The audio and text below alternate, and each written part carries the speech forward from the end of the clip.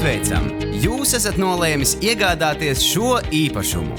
Taču, lai kļūtu par pilntiesīgu tā īpašnieku, īpašumtiesības ir jānokārto dokumentāri. Kā rīkoties, pie kā vērsties, pie notāra, bankā vai zemesgrāmatā? Lai kļūtu par īpašnieku, nepieciešams gan darījuma līgums, gan notāra sagatavots nostiprinājuma lūgums.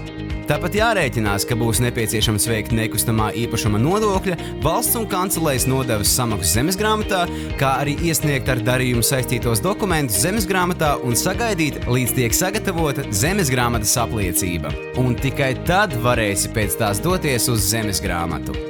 Kā to izdarīt pareizi? Kā pagūt? Ar ko sākt?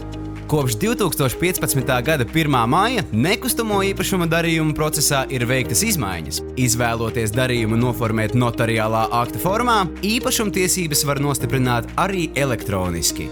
Tev jādodas pie notāra, kas sagatavos visus nepieciešamos dokumentus un gādās par tavu īpašumu tiesību nostiprināšanu.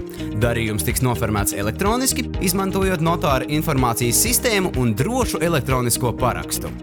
Ko tavā vietā dara notārs? Gatavo darījuma dokumentu, sagatavo nostiprinājumu lūgumu, pārbauda, vai nekustamā īpašuma nodoklis ir samaksāts, iekasē no klienta un pārskaita valsts kasē nodevu par īpašuma tiesību nostiprināšanu un zemesgrāmatas kancelējas nodevu. Ja nepieciešams, veic pilnu darījuma noteikumu izpildes pārraudzību, elektroniski iesniedz dokumentus zemesgrāmatā, elektroniski informē klientus par īpašuma tiesību nostiprināšanu un, ja nepieciešams, izsniedz zemesgrāmatas apliecību un nodrošina, ka tā tiek nosūtīta klientam.